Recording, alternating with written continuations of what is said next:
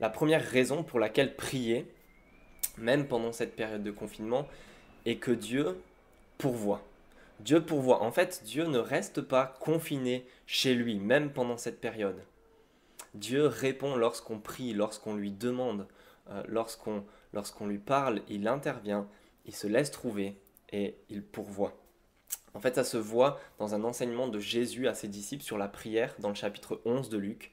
Il prend une petite histoire pour illustrer cela et je vous propose simplement de vous la lire. Au chapitre 11 de Luc au verset 5, il leur dit encore, supposons que l'un de vous ait un ami qui aille le trouver au milieu de la nuit pour lui dire, mon ami, prête-moi 3 pains, car un de mes amis est arrivé de voyage chez moi et je n'ai rien à lui offrir. Supposons que de l'intérieur de sa maison, cet ami lui réponde, ne m'ennuie pas, la porte est déjà fermée, mes enfants et moi sommes au lit. Je ne peux pas me lever pour te donner des pains.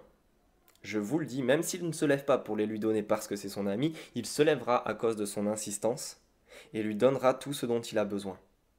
Et moi je vous dis, demandez et l'on vous donnera.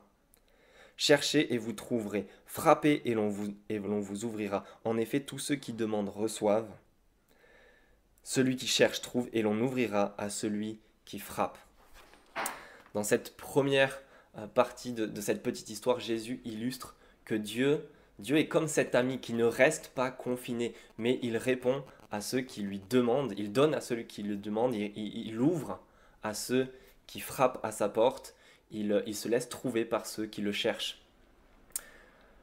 Donc Dieu, même en cette période, on peut s'encourager à le prier parce qu'il ne reste pas confiné chez lui, mais parce que c'est un Dieu qui pourvoit, qui veut donner, qui veut se laisser trouver. Et sur cette vérité-là, je vous encourage tout simplement à prendre le temps de prier ce Dieu-là, qui n'est pas absent, mais qui veut qu'on lui demande, qu'on lui parle et qu'on intercède, lui qui se laisse trouver.